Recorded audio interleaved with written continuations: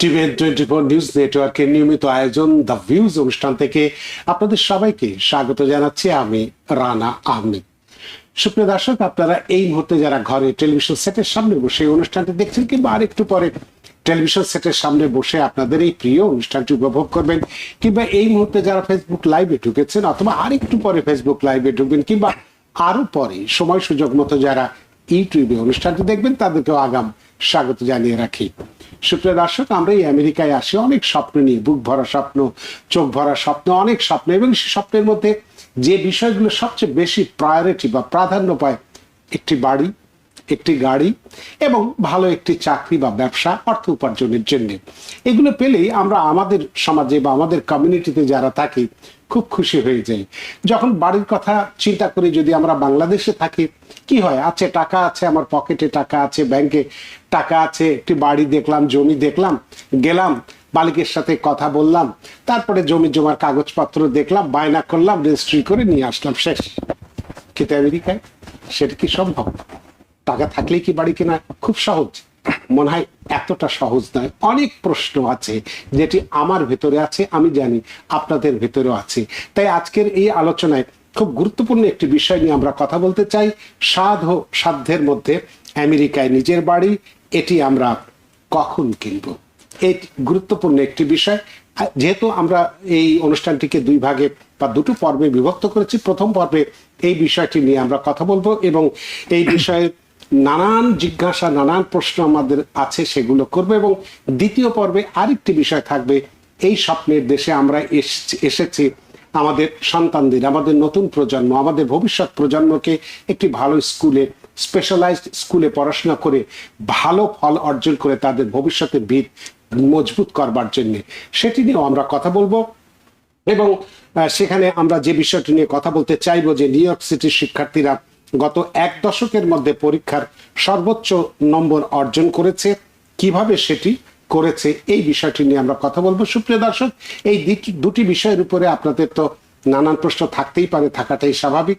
সেই প্রশ্নগুলো করবার জন্য আমাদের টেলিভিশন স্ক্রিনে যে টেলিফোন নম্বরটি ভেসে উঠেছে, তারপরও আমি বলে দিচ্ছি 646-307-9828, এই নম্বরে ফোন করতে পারেন, কিংবা যাদের ফোন করতে একান্তই অসুবিধা হয় তারা আমাদের ফেসবুকেও প্রশ্ন রাখতে পারেন। আমরা সবগুলো প্রশ্নের উত্তর দেবার চেষ্টা করব। এবং ইত্যকার এই সমস্ত আলোচনা করবার জন্য এই অনুষ্ঠানের প্রথম পর্বে উপস্থিত হয়েছেন, অর্থাৎ স্বাদ ও সাধ্যের মধ্যে আমেরিকায় নিজের বাড়ি, এটি আমরা কখন কিনবো, এই বিষয়টির উপরে বিস্তারিত তথ্য বা বিস্তারিত প্রশ্ন যেগুলো আমার আপনার আছে, সেই প্রশ্নগুলো নিয়ে উত্তর দেওয়ার জন্য আমাদের স্টুডিওতে উপস্থিত হয়েছেন মির্জা মোহাম্মদ হোসেন। মির্জা মোহাম্মদ হোসেন, আপনাকে স্বাগত। থ্যাংক ইউ রানা ভাই, thank you TVN24 for inviting me. আপনাকেও অসংখ্য ধন্যবাদ যে আপনাদের এই, জানি আমার এই আমেরিকার কঠিন জীবনের বাস্তবতাকে একেবারে উপেক্ষা করার কোনোই উপায় নেই, যে এখানে অর্থ উপার্জন করা খুব কঠিন ব্যাপার। তারপরেও সেই সময় থেকে বের করে আমাদের স্টুডিওতে উপস্থিত হয়েছেন, এবং শুধুমাত্র আমাদের কমিউনিটির মানুষ যারা আপনার স্বপ্ন দেখে একটি বাড়ি কেনার জন্য, সেই স্বপ্নকে সফল করার জন্য, রাস্তাটি সহজ করে দেওয়ার জন্য অনেক প্রশ্ন আমাদের আছে, থাকে, সেই প্রশ্নগুলো আমাদের মনে গেঁথে দেওয়ার জন্য বা আমাদেরকে রাস্তা দেখিয়ে দেওয়ার জন্য আপনি আজকে উপস্থিত হয়েছেন। সত্যি আমরা ঋদ্ধ এবং প্রাণিত। তো প্রথমেই আমরা যে বিষয়টি আমরা আলোচনা করতে চাই, যে প্রশ্নটি আমার কাছে, যে আমি একটি বাড়ি কিনতে চাই, কিন্তু এই চাওয়াটাই শেষ নয়, এখানে চাইলাম আর হয়ে গেল তা নয়। তো এই বাড়ি কেনার ক্ষেত্রে যে আমেরিকার, বিশেষ করে বা আমাদের এই নিউ ইয়র্ক সিটিতে প্রথম ধাপ, প্রথম স্টেপ বা ধাপ কোনটি? Pre approval. এখানে একটি ব্যাপার আছে, প্রি অ্যাপ্রুভালের একটি ব্যাপার আছে। সেই প্রি অ্যাপ্রুভাল বলতে বা আমরা কি বুঝি, এই বিষয়টি যদি আপনি পরিষ্কার করেন। থ্যাংক ইউ রানা ভাই। বাড়ি কেনার প্রথম ধাপ হলো প্রি অ্যাপ্রুভাল। এখন প্রি অ্যাপ্রুভাল জিনিসটা কি? প্রি অ্যাপ্রুভাল হলো লেন্ডার আপনার ইনকাম, আপনার ক্রেডিট স্কোর এবং আপনার ডাউন পেমেন্ট, এই তিনটা জিনিসের উপর বেস করে আপনাকে একটা বাজেট দিবেন। এই বাজেটটা হতে পারে 800,000, 900,000। রিয়েল এস্টেটের বাসায় এই 800,000 বা 900,000 যে বাজেটটি লেন্ডার আপনাকে দিয়েছেন, আমরা এটাকে প্রি অ্যাপ্রুভাল বলি। Thank you. এটা কি শুধুমাত্র প্রি অ্যাপ্রুভালের মধ্যে তিনটা বিষয়, মানে বাজেটের যে কথাটা বললেন, এই প্রি অ্যাপ্রুভাল হওয়ার পরে আমরা দেখলাম যে প্রি অ্যাপ্রুভাল লেটারটা আমরা পেলাম। তো এক্ষেত্রে যে টোটাল লোন অ্যামাউন্ট, খালি যেহেতু এখানে নিউ ইয়র্ক সিটিতে যদি আমরা বলি, এটা বাড়ি কেনা মানেই হচ্ছে $1 মিলিয়ন নিচে নয়, রাইট। এর উপরে তো অনেক। এবং $1 মিলিয়ন যে বাড়িটি আমরা কিনবো, সেটি হয়তো অনেক ক্ষেত্রেই দেখা যাচ্ছে যে পছন্দ হয় না, কিন্তু তারপরও কিনতে হয় কারণ অর্থের সংকট থাকে। তাহলে সেক্ষেত্রে এই প্রি অ্যাপ্রুভাল লেটারে টোটাল লোন অ্যামাউন্ট, যেন এখানে লোন নিয়ে বাড়ি কেনাটা অনেক সহজ, তো এই লোন অ্যামাউন্ট এবং ইন্টারেস্ট রেট যেটা হচ্ছে সেটা কিসের উপর নির্ভর করে? থ্যাংক ইউ রানা ভাই। প্রি অ্যাপ্রুভালে টোটাল লোন অ্যামাউন্ট বেস করে আপনার হাউজহোল্ড ইনকাম কত। যার হাউজহোল্ড ইনকাম যত বেশি সে তত বড় লোন পাবে। অর্থাৎ আপনার হাউজহোল্ড ইনকাম যদি 100,000 হয়, তাহলে আপনি লোন পাবেন সে 600,000। আপনার হাউজহোল্ড ইনকাম যদি $150,000 হয়, তাহলে আপনি লোন পাবেন 800,000। অর্থাৎ যে যত বেশি হাউজহোল্ড ইনকাম সে তত বেশি লোন পাবে। তা আমার মতো গরিব মানুষ যারা আছে, যাদের এত ইনকাম নয়, একেবারে হ্যান্ড টু মাউথ, তারা কি তাহলে বাড়ি কিনতে পারবো না? তাহলে এক্ষেত্রে কি আমাদের লোন পাওয়ার কোনো সুযোগ নেই? ডেফিনেটলি আছে। আপনি আপনার অ্যাফোর্ডেবিলিটির উপর বেস করে নিউ ইয়র্কের, দেখুন ঢাকা শহরে যেরকম আমরা কেউ থাকতাম গুলশানে, কেউ বনানীতে, কেউ আমরা মিরপুরে থাকতাম, এইখানেও আপনার এরিয়া বেস, আপনার অ্যাফোর্ডেবিলিটির উপর বেস করে বিভিন্ন এলাকায় আপনার অ্যাফোর্ডেবল বাড়ি আছে। বেস অন আপনার হাউজহোল্ড ইনকাম আপনি লেন্ডারদের থেকে লোন পাবেন, ভেরি ইজি। আরেকটা জিনিস আপনি কোশ্চেনটা করছিলেন, ভেরি ইম্পর্টেন্ট, এবং আমি দর্শকদেরও বলতেছি আপনারা একটু কেয়ারফুলি শুনবেন। রানা ভাই আরেকটা কোশ্চেন করছে যে ইন্টারেস্ট রেট। আমি সেবার আবার বলতে চাচ্ছিলাম যে ইন্টারেস্ট রেটটা কিসের উপর নির্ভর করে? কারণ আমাদের এখানে দেখি যে ইন্টারেস্ট রেট প্রতি মাসেই বলা যায় চেঞ্জ হয়, অনেক সময় অনেক ক্ষেত্রে কখনো বাড়ে কখনো কমে ইত্যাদি ইত্যাদি। এই ইন্টারেস্ট রেটটা কিসের উপর নির্ভর করে? ইন্টারেস্ট রেটটা মেইনলি নির্ভর করে আপনার ক্রেডিট স্কোরের উপর। যার যত ভালো ক্রেডিট স্কোর তার ইন্টারেস্ট রেট তত কম। হ্যাঁ, তবে এখানে আরো কিছু জিনিস ইন্টারেস্ট রেটের উপরে খুব প্রভাব বিস্তার করে।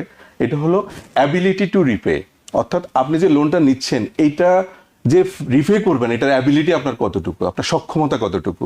আবার অনেক সময় লেন্ডার আরেকটা জিনিস দেখে, ডিটিআই, ডেট টু ইনকাম, আপনার ইনকামের তুলনায় আপনার ডেপ্থ কত আছে। এই দুটা জিনিসও প্রভাব বিস্তার করে। তবে মেইনলি ক্রেডিট স্কোর যত ভালো হয় আপনার ইন্টারেস্ট রেট তত কম হয়। আমার কারো যদি ক্রেডিট স্কোর কম হয় বা খারাপ থাকে কোনো কারণে, যে কোনো কারণেই হোক, তাহলে আমাদের ফেডারেল রিজার্ভ থেকে যে রেটটা নির্ধারণ করে দেওয়া হয় ব্যাংকগুলোতে, বাংলাদেশে যদি আমরা বলি, বাংলাদেশ ব্যাংক বিভিন্ন ব্যাংকে বলে দেয় যে তোমাদের রেট হচ্ছে এই, তার মধ্যে অন্যান্য সব ব্যাংকই সীমাবদ্ধ থাকে। কিন্তু এক্ষেত্রে তো আমরা জানি যে এখানেও একটা ইন্টারেস্ট রেট ধরা আছে, বর্তমানে ইনফ্লেশনের বাজারে এক ধরনের রেট আছে। তাহলে সেখান থেকে কি ক্রেডিট স্কোর ভালো হলে ওই ফেডারেল রিজার্ভের যে নির্দেশনা, সেটার বাইরে যে ব্যাংক থেকে বা যে আর্থিক প্রতিষ্ঠান থেকে আমি লোন নেব, সেখান থেকেও কি সুযোগ, মানে কম পাওয়ার সুযোগ আছে? ডেফিনেটলি আছে। ফেডারেল রিজার্ভ নীতি তো ডেফিনেটলি বড় ধরনের প্রভাব বিস্তার করে। এর সঙ্গে সঙ্গে আরো কিছু ক্রাইটেরিয়া, আমরা যেটা বললাম যে আপনার অ্যাবিলিটি টু রিপে এবং ডেট টু ইনকাম, এইগুলো আপনার ক্রাইটেরিয়া অনুযায়ী ওরা জাজ করার পর আপনাকে লোনটা ডিসবার্স করে থাকে।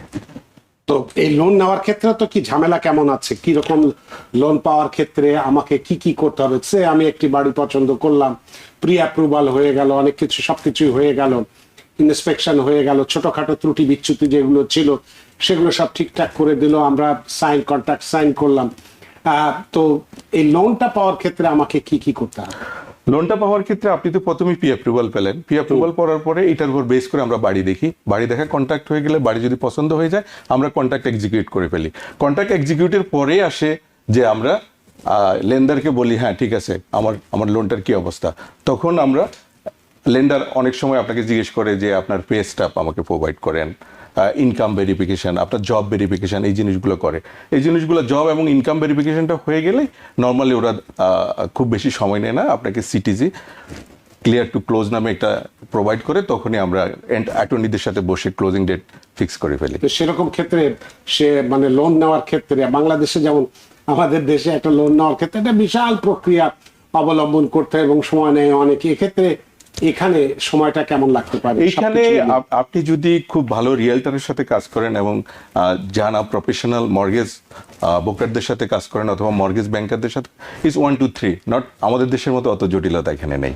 খুব সহজে খুব সহজে আপনি পেয়ে যাবেন। তো আপনি এই আলোচনার ক্ষেত্রে ক্রেডিট স্কোরের কথা বলেছেন, এটা আলোচনার মধ্যে দিয়ে আপনি বললেন ক্রেডিট স্কোর খুব গুরুত্বপূর্ণ একটি বিষয় এই দেশের আর্থিক লেনদেনের ক্ষেত্রে, সুবিধা পাওয়ার ক্ষেত্রে, বিশেষ করে লোন পাওয়ার ক্ষেত্রে, বাড়ি কেনার ক্ষেত্রে, যে কোনো ব্যবসা বাণিজ্য করার ক্ষেত্রে, আর্থিক সুবিধা পাওয়ার ক্ষেত্রে ক্রেডিট স্কোরের কথা বললে, তো এই ক্রেডিট স্কোর কারা রেকর্ড করেন এবং এই ক্রেডিট যে বিল্ড আপ যদি আমার কম থাকে, যে আপনি বললেন যে কম থাকলেই বেড়ে যায়, কম আছে কিন্তু এটাকে বিল্ড আপ বা বাড়াবো আমি কিভাবে?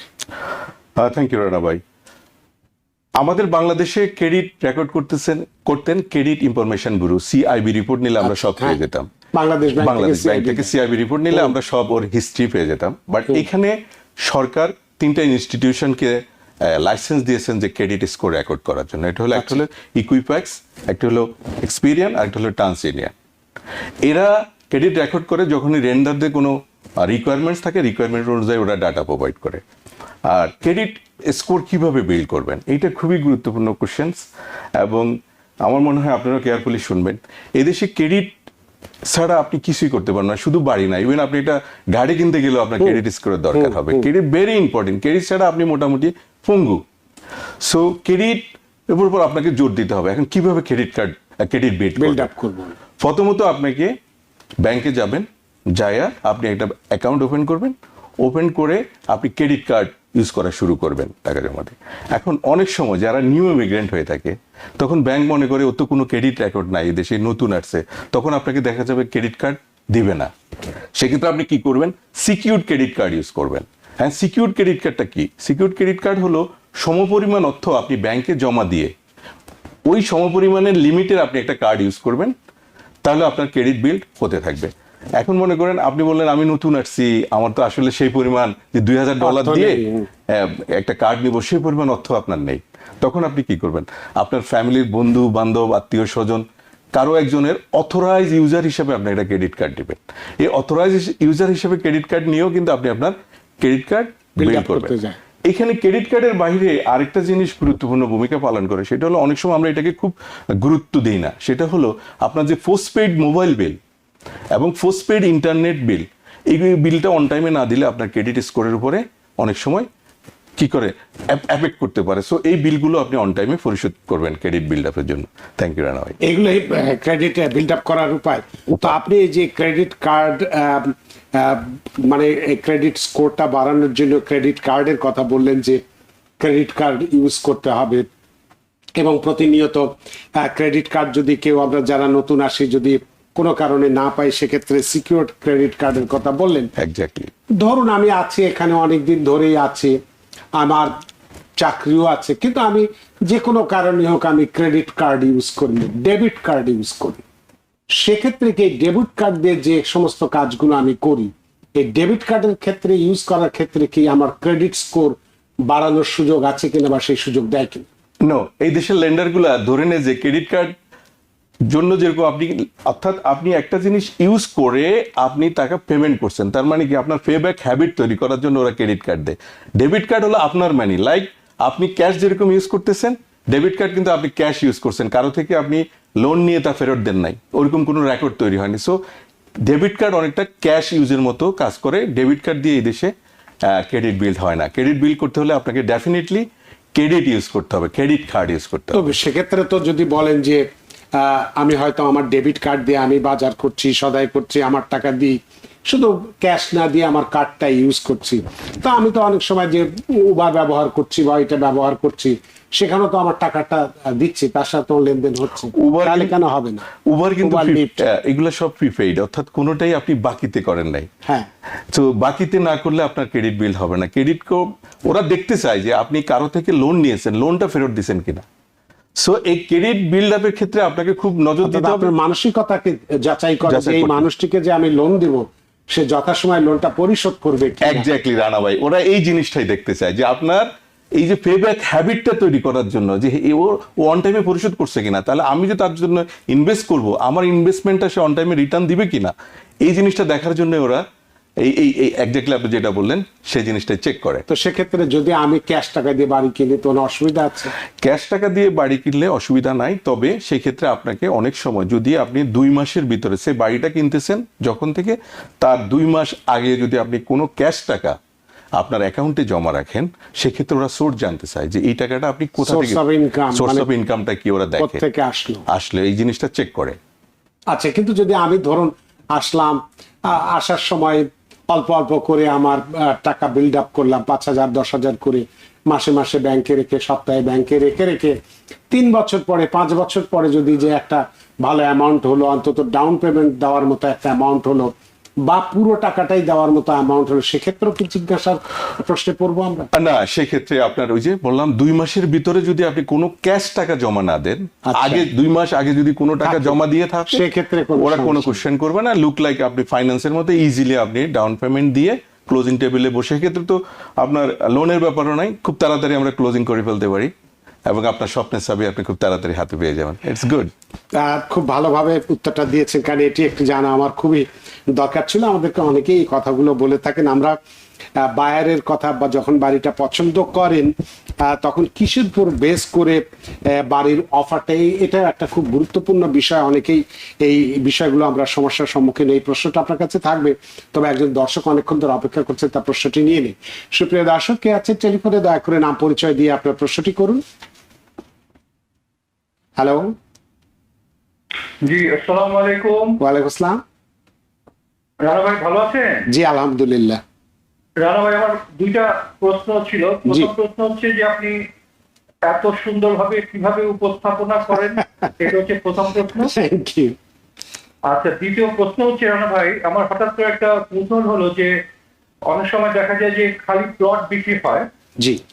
তো খালি প্লট নিয়ে এখন কিন্তু আপনার 1 তলা 2 তলা 3 তলা 4 তলা পর্যন্ত মানে বিশাল বিশাল বিল্ডিং রেডিমেড পাওয়া যায়। জি। তো ওই বিল্ডিং কিনে আমি যদি সেই খালি প্লটে বিল্ডিংটা আমি স্থাপন করে আমি রেখে, আমি সেই ক্ষেত্রে কি আমি সিটি থেকে বা গভর্নমেন্ট থেকে আমি গ্যাসের কানেকশন, ইলেকট্রিসিটি কানেকশন নিয়ে আমি কি সেখানে থাকতে পারবো? আচ্ছা, ধন্যবাদ। অনেক ধন্যবাদ আপনার প্রশ্নের জন্য মির্জা মোহাম্মদ হোসেন। থ্যাংক ইউ আপনার কোশ্চেনের জন্য।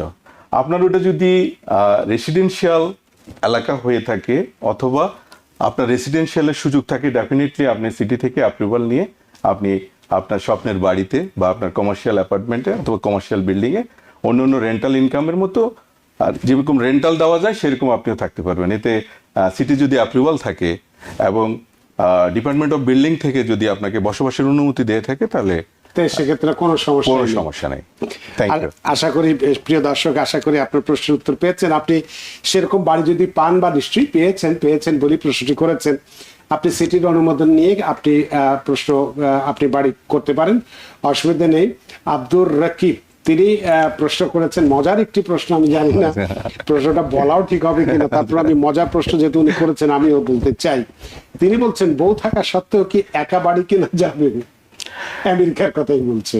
হ্যাঁ, ডেফিনেটলি আপনার বউয়ের নামে না কিনে বা তাকে অংশ না দিয়ে। হ্যাঁ, কিন্তু আমেরিকান রুলটা তো সেরকম, আপনি বউয়ের নামে না কিনলেও বাই ল বউ কিন্তু এটার হাফ অফ দ্য 50% ওনারশিপ পেয়ে যায় অটোমেটিক্যালি। তো সুতরাং আব্দুর রকিব সাহেব, আপনি যদি আমি বুঝতে পেরেছি আপনি বউকে বাদ দিয়ে বাড়ি কিনতে চান, কিন্তু সেক্ষেত্রে এখানকার বাই ল যেটা হচ্ছে, সেক্ষেত্রে আপনি বাড়ি কেনার সাথে সাথেই এই বাড়ির অর্ধেক মালিকানা অটোমেটিক্যালি আপনার স্ত্রীর নামেই হয়ে যাবে।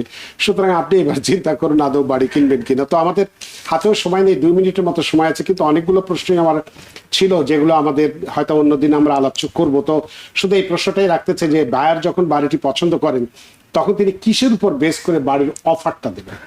থ্যাংক ইউ রানা ভাই, এটা খুবই একটা ইম্পর্টেন্ট কোশ্চেন। এই জন্য আমরা বলি বায়ারদেরকে যে রিয়েলটর হায়ার করেন। বায়ার যখন কোনো এলাকাতে একটা বাড়ি পছন্দ করেন, তখন আমরা ওই এলাকার 2, 4, 5 ব্লকের ভিতরে আমরা একটা কম্পারেটিভ মার্কেট অ্যানালাইসিস করি। আচ্ছা, লাইক কাইন্ড হাউসের উপরে। লাইক কাইন্ড হাউসটা কি? সে মনে করেন আপনি যেই বাড়িটা পছন্দ করেছেন, এটা বেডরুম 3টা, বাথরুম 2টা, লিভিং ডাইনিং, ঠিক সেম ক্যাটাগরির একটা বাড়ি 2, 4, 5, 10 ব্লকের ভিতরে রিসেন্টলি কত টাকায় বিক্রি হয়েছে অথবা রিসেন্টলি কন্ট্রাক্ট আউট হয়েছে কত টাকায়, এইটার উপরে আমরা একটা কম্পারেটিভ মার্কেট অ্যানালাইসিস করে আমাদের রিয়েল এস্টেটের ভাষায় আমরা বলি সিএমএ। এখানে কম্পারিজনটা খুব ইম্পর্টেন্ট। এখন আপনি 5 বেডের বাড়ির সাথে যদি 2 বেডের বাড়ি কম্পারিজন করেন হবে না, অর্থাৎ apple to apple, apple to orange comparison করলে হবে না। তখন আমরা যে সিএমএ করে যে প্রাইসটা পাই, আমরা ওই প্রাইসটাই আমরা বাইরেকে বলি যে এটা ফুট ইন করেন, এটাতে অফার করেন। বিকজ এইখানে রিয়েলটারের ভূমিকা, রিয়েলটারের কাছে অনেকগুলো টুলস থাকে যেটা দিয়ে তারা এই বাড়ির ভ্যালুটা বের করতে পারে। একজন নতুন বায়ার অথবা পুরাতন বায়ার হিসেবে অনেক সময় এটা ডিফিকাল্ট হয়ে যায়। থ্যাংক ইউ রানা ভাই। অনেক ধন্যবাদ। সুপ্রিয় দর্শক, আসলে আমাদের হাতে সময় নেই, তা না হলে হয়তো আপনাদের যে আরো অনেকগুলি প্রশ্ন যেমন থাকতে পারতো। আমি একটু প্রশ্নগুলো শুধু বলে যাই যে ইনভেস্টমেন্ট প্রপার্টি কেনার সময় আমরা কি ফুল ক্যাশ দিয়ে কিনবো নাকি লোন নিয়ে ফিনান্স করব, কোনটা বেটার অপশন, এটা একটা প্রশ্ন আপনাদের আমাদের আছে। তারপরে ইনভেস্টমেন্ট প্রপার্টির জন্য কোন ধরনের প্রপার্টি কিনলে ঠিক এই মুহূর্তে লাভজনক হবে, এটাও আপনাদের একটা প্রশ্ন থাকে। এবং ফার্স্ট টাইম হোম বায়ার যারা আছে তাদের অনেকেই অ্যাডভাইস বা পরামর্শ দিয়ে থাকেন যে অ্যাফোর্ডেবল হোম কিনুন। আসলে আমরা খুব আমাদেরও জানতে ইচ্ছে করে যে অ্যাফোর্ডেবল হোম বলতে আসলে আমরা রিয়েলিটররা কি বুঝি, এই প্রশ্নটি অনেকের থাকে। এবং আর একটা প্রশ্ন থাকে যে আমি হয়তো 30 বছরের জন্য ফিক্সড রেটে মর্গেজ নিয়েছি, কিন্তু দেখা যায় কয়েক মাস পর পর ওনার মানে ব্যক্তির মর্গেজ ইন্টারেস্ট রেটটা বেড়ে যায়, কারণটা কি? এই ধরনের আরো কিছু সাধারণ প্রশ্ন আমাদের মনে থাকে। আশা করি এই প্রশ্নগুলো আজকে সময়ের অভাবে দিতে পারছি না। অন্য কোনো দিন মোহাম্মদ হোসেন সাহেব যদি আমাদের অনুষ্ঠানে আসেন তাহলে নিশ্চয়ই এই প্রশ্নগুলো আলোচনা করব। জনাব মোহাম্মদ হোসেন, আপনি আপনার মূল্যবান সময় ব্যয় করে আমাদের স্টুডিওতে উপস্থিত হয়েছেন এবং আপনার বা আমাদের সকলের একটা বাড়ি কেনার ক্ষেত্রে সাধারণ জিজ্ঞাসা যে বিষয়গুলো ছিল সেই বিষয়গুলো নিয়ে এবং সাধ্যের মধ্যে আমেরিকায় আমরা কিভাবে নিজের একটা বাড়ি করতে পারি সেই বিষয়গুলো নিয়ে আপনি আলোচনা করেছেন। সত্যি আমরা ঋদ্ধ এবং প্রাণিত। থ্যাংক ইউ রানা ভাই, thank you TVN 24 for inviting me. আপনাকেও আবারও ধন্যবাদ। সুপ্রিয় দর্শক, আমরা নেব একটি ছোট্ট বিরতির পর এসে আমরা অনুষ্ঠানের দ্বিতীয় পর্ব আলোচনা করব, যেটি আমরা বলেছিলাম যে আমাদের সন্তানদের ভবিষ্যৎ মজবুত করবার জন্য ভালো স্পেশালাইজড স্কুলগুলোর সফলতা এবং তাদেরকে ভর্তি করানোর ক্ষেত্রে তাদের রেজাল্ট স্কোর ভালো করার ক্ষেত্রে কি ধরনের পদক্ষেপ আমরা নিতে পারি সেই বিষয়গুলো নিয়ে আমরা কথা বলবো আমাদের নির্ধারিত আলোচকের পক্ষে। তবে এখন নিচ্ছে একটি ছোট্ট বিরতির পরে সেই বিষয়টি আলোচনা করব। নিচ্ছে একটি ছোট্ট বিরতি, সে পর্যন্ত আমাদের সাথেই থাকুন। সুপ্রিয় দর্শক, বিরতির পর ফিরে এলাম আপনাদের প্রিয় অনুষ্ঠান দ্য ভিউজের এই দ্বিতীয় পর্বে। আমাদের আলোচনার বিষয়বস্তু পরিবর্তন হয়েছে, অতিথিও পরিবর্তন হয়েছে এবং আমরা শুরুতেই বলেছিলাম যে দ্বিতীয় পর্বে আমরা কি নিয়ে কথা বলবো। এই স্বপ্নের দেশ আমেরিকায় আসি, আমরা বুক ভরা স্বপ্ন নিয়ে, চোখ ভরা স্বপ্ন নিয়ে আসি এবং শুধুমাত্র নিজের জন্য নেই, এটি আসে আপনাদের ভবিষ্যৎ প্রজন্মের জন্য, আমার সন্তানের জন্য, আমার আত্মীয় স্বজনের জন্য, বাচ্চাদের জন্য, এবং তাদেরকে ভালো একটা স্কুলে, স্পেশালাইজড স্কুলে কিভাবে ভর্তি করাতে পারবো, কিভাবে স্কোর বৃদ্ধি করতে পারবো, এই বিষয়টি নিয়ে আমরা কথা বলেছি। এবং খুব শিগগির, খুব সাম্প্রতিক কালে আমরা দেখেছি যে নিউ ইয়র্ক সিটির শিক্ষার্থীরা গত 1 দশকের মধ্যে পরীক্ষায় সর্বোচ্চ নম্বর অর্জন করেছে। এটি কিভাবে সম্ভব হয়েছে সেই বিষয়গুলো নিয়ে এবং এই পরিবারগুলো টিউটরিং সেন্টারগুলো কি রকম অবদান রেখেছে এই রেজাল্টের ক্ষেত্রে, সে বিষয়গুলো নিয়ে আমরা কথা বলবো। এবং এই বিষয়ে কথা বলবার জন্য আমাদের স্টুডিওতে উপস্থিত হয়েছেন আমাদের সবচেয়ে প্রিয় মানুষ এবং প্রিয় শিক্ষক ডক্টর ইভান খান, সিইও খান টিউটোরিয়াল। জনাব ইভান খান, আপনাকে স্বাগত। রানা সাহেব, আপনাকে আর টিভিএন 24 কে সবাইকে ধন্যবাদ জানাচ্ছি। Thank you so much. আপনাকে অসংখ্য ধন্যবাদ যে অনেক ছাত্রছাত্রী রেখে ব্যস্ততা উপেক্ষা করে আমাদের স্টুডিওতে উপস্থিত হয়েছেন। তো আমি যে কথাটি বলছিলাম যে আমরা দেখলাম যে সম্প্রতি প্রকাশিত ডেটা থেকে আমরা যেটা জানতে পেরেছি যে নিউ ইয়র্কের পাবলিক স্কুলের গ্রেড 3 থেকে গ্রেড 8 এর শিক্ষার্থীরা বেশ বড় ধরনের একাডেমিক সাফল্য অর্জন করেছে। এবং এই তথ্য আমরা যদি দেখি যে ইংরেজি ভাষা, কলা, যেটা কি ইএলএ বলে, সেই দক্ষতার হার 7.2 থেকে বেড়ে 7.2 পর্যন্ত বেড়েছে, অর্থাৎ 49.1% থেকে বেড়ে 56.3% বেড়েছে, অর্থাৎ বাড়ার হারটা 7.2%। এবং গণিতেও আমরা দেখেছি যে দক্ষতার হার 3.5 পর্যন্ত বেড়েছে, অর্থাৎ আগে যেটা 53.4 ছিল সেটা 56.9 পৌঁছেছে। এই যে সাফল্যটা, তো সেক্ষেত্রে আপনার কাছে যে প্রশ্নটি থাকবেন এবং একই সাথে যে এই যে গ্রেড 3 থেকে গ্রেড 8 এর শিক্ষার্থীদের এই যে একাডেমিক সাফল্য, আবার এই সপ্তাহ থেকে আমরা দেখতে পাচ্ছি যে গ্রেড 3 থেকে গ্রেড 8 শিক্ষার্থীদের নিউ স্টেট পরীক্ষার Result. ফলাফল ঘোষণা করা হবে। Exactly. এক্ষেত্রেও শিক্ষার্থী তথা পরিবারগুলোর জন্য ফুল স্কোর, যেটাকে আমরা জি। 4 আউট অফ 4 বলি, সেই স্কোর 4 পাওয়াটা এত গুরুত্বপূর্ণ বলে আপনি কেন মনে করছেন? খুবই জরুরি, কারণ এখন আমাদের বুঝতে হবে যে প্রত্যেকটা জিনিসে কম্পিটিশন হয়ে গেছে। প্রত্যেকটা স্কুলের ভেতরে এক একটা ক্লাসে 25 থেকে 30 জন মিনিমাম, আর 25 থেকে 30 জন যেখানে আছে সবাই কিন্তু মিক্সড লেভেলের। একজনকে পাবেন লেভেল 2, যেখানে ইএলএ আর ম্যাথটা খুব কাঁচা, আর একজনকে পাবেন লেভেল 3+। অনেকজন আমাদের ছাত্রছাত্রীরা এখন ইমেল পাচ্ছি, আমার ছেলে মেয়ে 2টা 4 পেয়েছে, আমরা খুবই হ্যাপি আছি, আমাদের লেক জর্জ ফিরে এসে তোমাদের এখানে ফিরছি। তো এক একটা ক্লাসে যখন এত বিভিন্ন লেভেলের ছাত্র পাই পাবলিক স্কুলে, আমাদের সবসময় আসে যারা যারা 3 থেকে 4-এ উঠাতে হবে, 2 থেকে আস্তে আস্তে 3-4-এ পৌঁছাতে হবে, এদের জন্য হেল্প দেওয়া। অলরেডি আমরা খুব খুশি হয়েছি যে শত শত ছাত্রছাত্রী আমাদের এখানে সপ্তাহে আসে 2 ঘন্টা করে ইএল এর জন্য শনিবারে, আর প্রত্যেক রবিবার বিকালবেলা ম্যাথের জন্য আসে।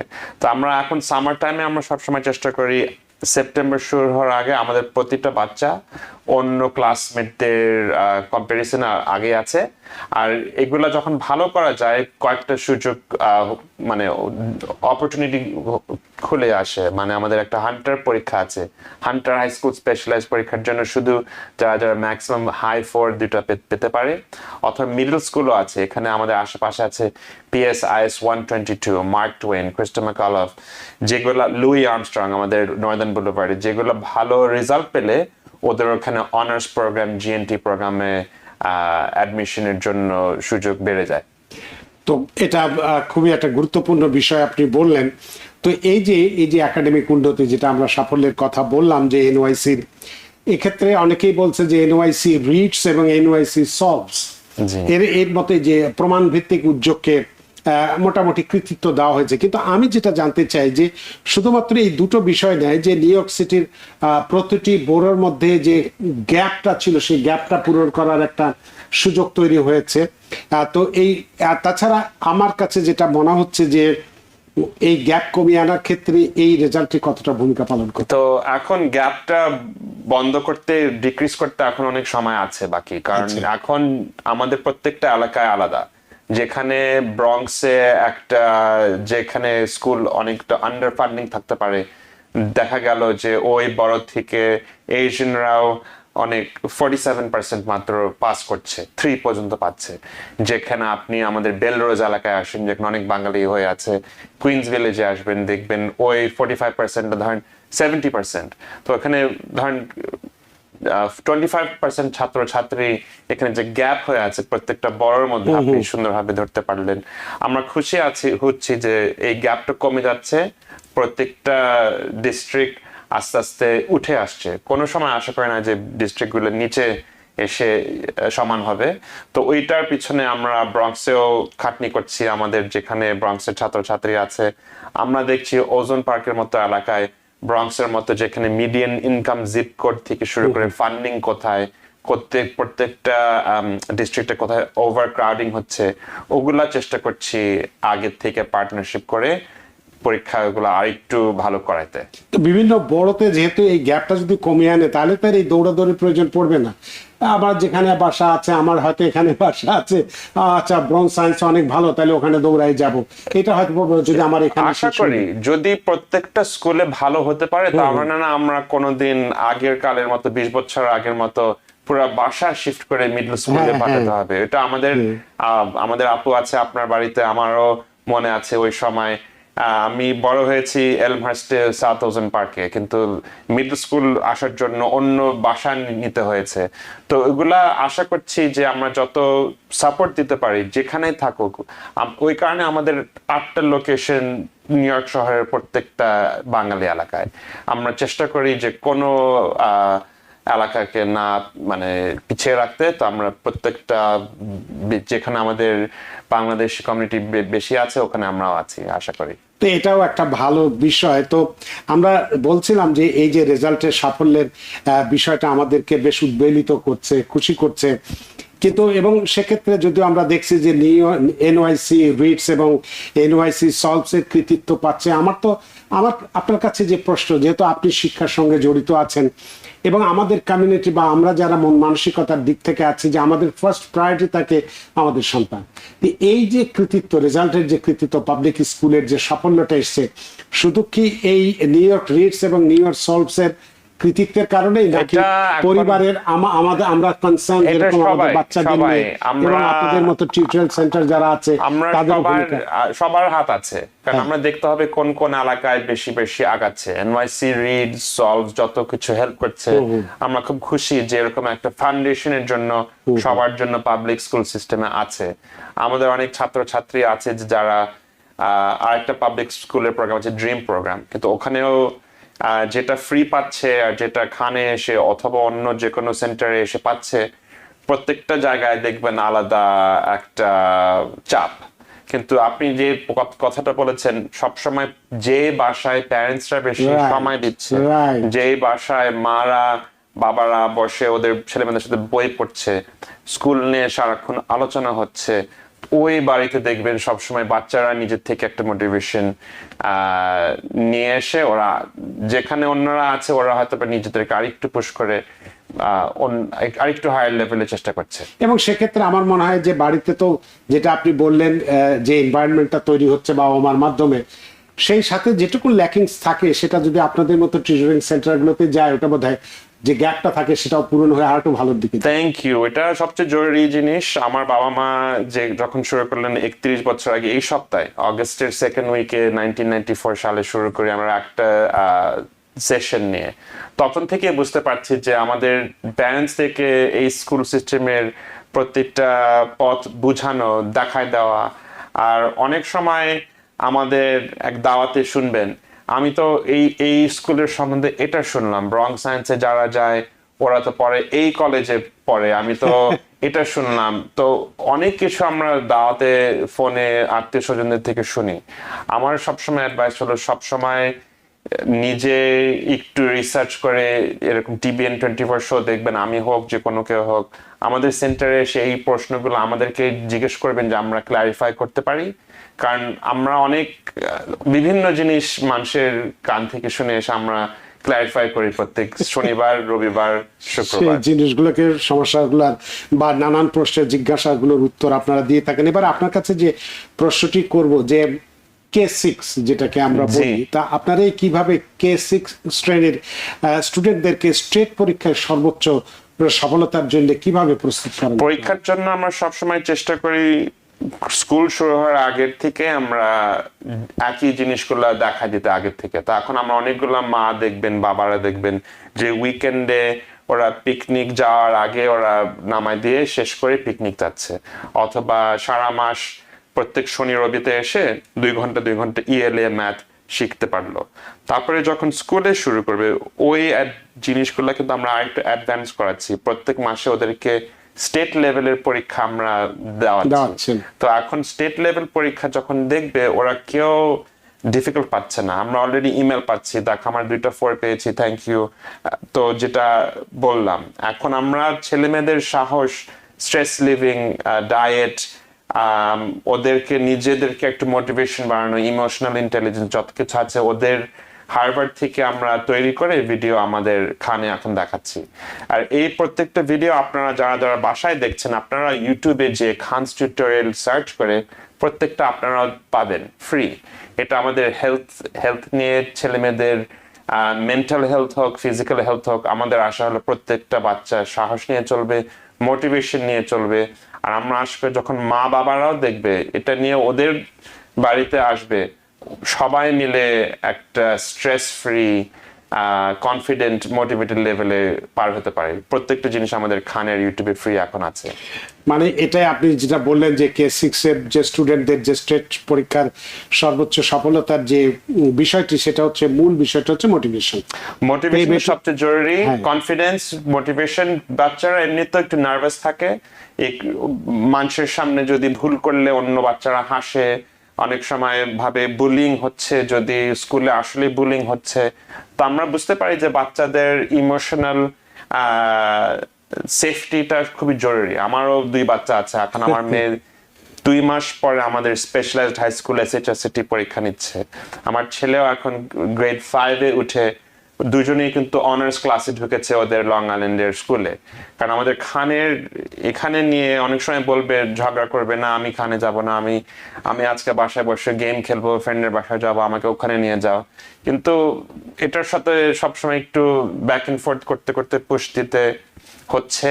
আর এখন ওদের কনফিডেন্সটা, স্কুলে পড়াশোনাটা ওদের জন্য আমার আলহামদুলিল্লাহ লাস্ট জিনিস চিন্তা করতে হয়। এখন ওদের পরীক্ষা কয়েকটা আছে, ওটা ছাড়া ওদের ফ্রেন্ডশিপ ভালো রাখা, দাদুর সাথে নানা নানির সাথে ভালো সম্পর্ক রাখা, আমাদের খানে অন্য যেগুলো শিখছে ওগুলো শেখা, তো সবকিছুই করতে হচ্ছে। আপনি খুব ভালো একটি কথা বলেছেন, মোটিভেশন। আমি লক্ষ্য করেছি যে এটার ক্ষেত্রেই বা এটার কারণেই বোধহয় আপনারা যে আপনাদের ওই সমস্ত শিক্ষার্থী বা পরিবারগুলোকে আরো বেশি উৎসাহিত করতে চান বা সম্মাননা জানাতে চান, এবং যারা এই পরীক্ষায় ফুল স্কোর যেটা বলেন আউট অফ 4 লাভ করে। তো এই যে নভেম্বরে যে স্টেট এক্সাম অ্যাওয়ার্ডস ম্যানিয়ার যে আছে, এই পরিকল্পনাটা কিভাবে? তো এটা আমাদের স্পেশালাইজড হাই স্কুল যারা যারা 8th গ্রেডের পরীক্ষাটা শেষ করবে প্রথম উইকে, তখন ওটার পরে আমাদের K-6 যেটা বললাম, যারা যারা রেজাল্ট পাচ্ছে, আমাদের পিকে আমরা পেয়েছিলাম 1470 স্কোর, যেটা 4 এর বেশি। অনেক সময় কয়েকটা বাড়িতে 444, 444। তো ওদের জন্য প্রত্যেকটা এলাকায় আমাদের এখন 8টা লোকেশন আছে। আপনাদের TBN এর পাশে আমাদের Astoria, Jackson height, Brooklyn, Bronx, ওজন পার্ক, প্রত্যেকটা পার্সনস, জামাইকা, ওয়েক্সফোর্ড, বেলরোজ, ওখানে আমাদের অ্যাওয়ার্ডস সেরেমনি হচ্ছে। বাচ্চাদের মেডেল পাচ্ছে, মারাও মেডেল পাচ্ছে, বাবা মারাও একটা সম্মান সার্টিফিকেট পাচ্ছে। অনেক সময় আমাদের লোকাল ইলেক্টেডরাও এসে সবাইকে সেলিব্রেট করছে, ওদের হাতের সেনেটের সার্টিফিকেট পাচ্ছে। তো বাচ্চারা এখন হয়তোবা প্রথম বছর শুরু করে ম্যাথটা পেলো, কিন্তু ELA তে একটুর জন্য নেক্সট বলছে, না নেক্সট আমি 2টা আবার পাবো, নেক্সট আমি আরেকটু ভালো করব। তো এরকম যখন বাচ্চারা দেখছে, ওদের একটা সেলিব্রেশন হচ্ছে। আর স্পেশালি মাদের জন্য, কারণ আমরা জানি যে আমরা যেটা নিয়ে শুরু করলেন আজকে আমাদের আলোচনা, আমরা একটা মাত্র কারণে মুভ ফরওয়ার্ড করি, আমাদের বাচ্চাদের মানুষ করার জন্য। অনেক যারা যারা TBN দেখছে এখন এই দেশে এসেছে অনেক ভালো সিচুয়েশনে রেখে আমাদের বাচ্চাদেরকে ভালো এডুকেশন পথে রাখা, ভালো হাই স্কুলে পৌঁছানো, ভালো কলেজে, ভালো ক্যারিয়ারে। আর এখন আমরা দেখছি AI হোক, আর্টিফিশিয়াল ইন্টেলিজেন্স, প্রত্যেকটা জিনিস এত তাড়াতাড়ি চেঞ্জ হচ্ছে। প্রত্যেকদিন আমাদের টেনশন যে আমাদের বাচ্চারা যখন চাকরি শুরু করবে তখন কি চাকরি বাকি থাকবে। তখন ওইটার জন্য আমারও বাসায় 2 জন আছে, ওরা কি শিখতে পারবে যে আমাদের ফিউচারের ক্যারিয়ার ফোর্সে ওরা আগাতে পারবে।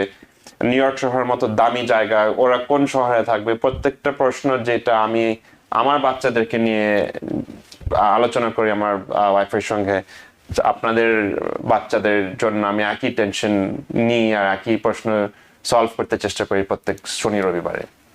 অনেক ধন্যবাদ জনাব ইভান খান।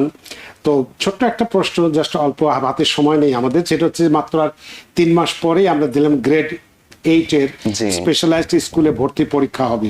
তো কেন এই স্কুলগুলোতে ভর্তি হতে গ্রেড 8 এর স্টুডেন্টদের এতটা গুরুত্বপূর্ণ বলে আপনি মনে করছেন? এখন সবাই জানে যে আমাদের নিউ ইয়র্ক শহরের মতো জায়গা, আমাদের 400টা হাই স্কুলের মধ্যে মাত্র 8টা হাই স্কুল যেটা একদম টপে আছে, স্টাইভারসন, ব্রঙ্কস সায়েন্স, ব্রুকলিন টেক, এর সাথে 5টা আছে যারা যারা নতুন এলাকায়, ইয়র্ক কলেজের পাশে আছে একটা, সিটি কলেজের পাশে আছে।